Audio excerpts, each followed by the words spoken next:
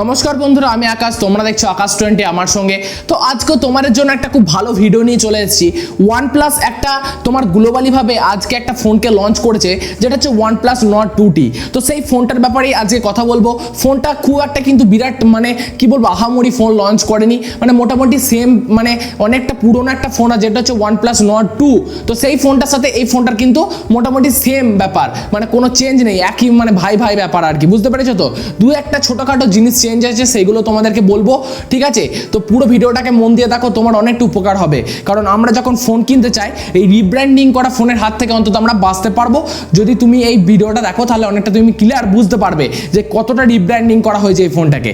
তো OnePlus Nord 2Tর মধ্যে মানে ডিফারেন্স কিচ্ছু নেই OnePlus Nord এর সাথে তুলনা করলে। তো OnePlus Nord 2Tর মধ্যে কি রয়েছে, 6.43 ইঞ্চি FHD প্লাস অ্যামোলেড ডিসপ্লে দেওয়া হয়েছে, 90 হার্জ রিফ্রেশ রেট দেওয়া হয়েছে, এবং HDR10+ সাপোর্ট এবং Gorilla Glass 5 এর প্রোটেকশন। এবং তুমি সেম জিনিসগুলো তুমি OnePlus Nord 2 তেও কিন্তু পেয়ে যাবে, ডিসপ্লের দিক থেকে বলছি। তবে যেহেতু অ্যামোলেড ডিসপ্লে দিয়েছে, 90 হার্জ রিফ্রেশ রেট, কোয়ালিটি খুব একটা খারাপ নয়, কোয়ালিটি ভালো। আচ্ছা, এরপরে আসল কথা আসি, যে জায়গাটা একটু চেঞ্জ করা হয়েছে, যে এখানে MediaTek Dimensity 1300 প্রসেসরকে ইউজ করা হয়েছে, ঠিক আছে? কিন্তু Nord 2 তে ইউজ করা হয়েছিল MediaTek Dimensity 1200 প্রসেসরকে, AI প্রসেসরকে ইউজ করা হয়েছিল।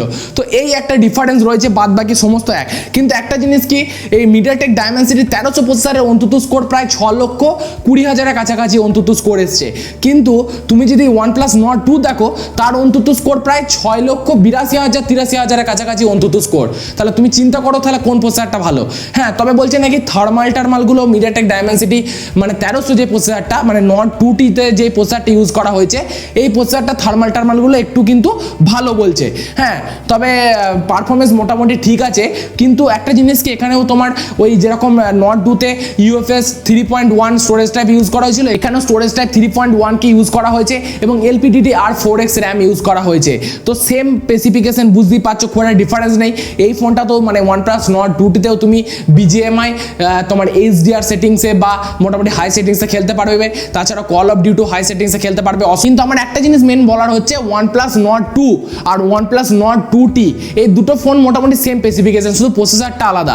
আচ্ছা, অপারেটিং সিস্টেমের কথা বলতে গেলে এখানে OxygenOS 12.1 কে ইউজ করা হয়েছে, যেটা হচ্ছে Android 12। তো Android 12 যখন ইন্ডিয়ান মার্কেটে আসবে, যখন কিনবে, তখন Android 12ই পাবে, ঠিক আছে? তবে OnePlus Nord 2 যে ফোনটা, সেখানে কিন্তু Android 11 রয়েছে, সেখানে কিন্তু তোমার Android 12 নেই, ঠিক আছে?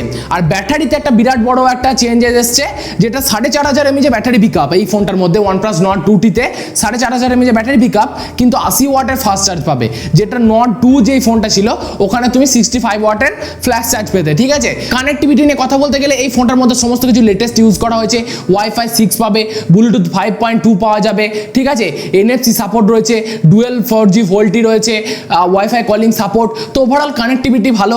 আর মাল্টিমিডিয়া নিয়ে কথা বলতে গেলে, দেখো, যখন ইন্ডিয়ান মার্কেটে আসবে, তুমি যদি মাল্টিমিডিয়া পারপাসে ফোন কিনতে চাও, অবভিয়াসলি ভালো হবে। কারণ হচ্ছে একেই হচ্ছে অ্যামোলেড ডিসপ্লে দিয়েছে, তার উপর আবার এখানে স্টেরিও স্পিকার ইউজ করা হয়েছে। তো স্টেরিও স্পিকারের সাউন্ড নিয়ে নতুন করে বলার কিছু নেই, অসাধারণ কোয়ালিটি স্টেরিও স্পিকারের। তো এই ফোনটার মধ্যে মাল্টিমিডিয়া এনজয় করার অসুবিধা খুব একটা হবে না, খুব ভালোই লাগবে। তাহলে পড়ে রইলো আর একটাই জিনিস, যেটা হচ্ছে ক্যামেরা। তো 50 মেগাপিক্সেল প্লাস 8 প্লাস 2 টোটাল 3টে ক্যামেরা। ওই তোমার Nord 2 তেও সেম ক্যামেরা, এই ফোনটাতেও সেম ক্যামেরা। OIS ক্যামেরা রয়েছে, আর 32 মেগাপিক্সেলের ফ্রন্ট ক্যামেরা। তো তোমার 32 মেগাপিক্সেল ফ্রন্ট ক্যামেরা আর এই 50 মেগাপিক্সেলের যে মেন ক্যামেরা, দুটোতেই সনির সেন্সারকে ইউজ করা হয়েছে। তো ক্যামেরা কোয়ালিটি বলবো না বিরাট ইমপ্রুভমেন্ট করেছে, ক্যামেরা কোয়ালিটি মোটামুটি সেম ক্যামেরা কোয়ালিটি। হ্যাঁ, খুব একটা ইমপ্রুভমেন্ট কিছু নাই। OnePlus Nord 2 যা ক্যামেরা কোয়ালিটি, এই ফোনটারও সেম ক্যামেরা কোয়ালিটি, শুধু ডিফারেন্স হয়েছে দুটো জিনিসে। এক হচ্ছে প্রসেসর, ওখানে MediaTek 1200 AI প্রসেসর ছিল, আর এখানে MediaTek Dimensity 1300 প্রসেসরকে ইউজ করা হয়েছে। তো এই একটা বিরাট বড় ডিফারেন্স। আর একটা ডিফারেন্স হচ্ছে তোমার এখানে 80 ওয়াটের চার্জার পাবে, আর ওই Nord 2 তে তুমি 65 ওয়াটের ফাস্ট চার্জ পেতে। বাদ বাকি তুমি যদি দেখো, লুক ওয়াইজ শুধু একটু ডিফারেন্স আছে, কিন্তু আমার OnePlus Nord 2 এর যে লুকটা, সেটা বেশি ভালো লাগে।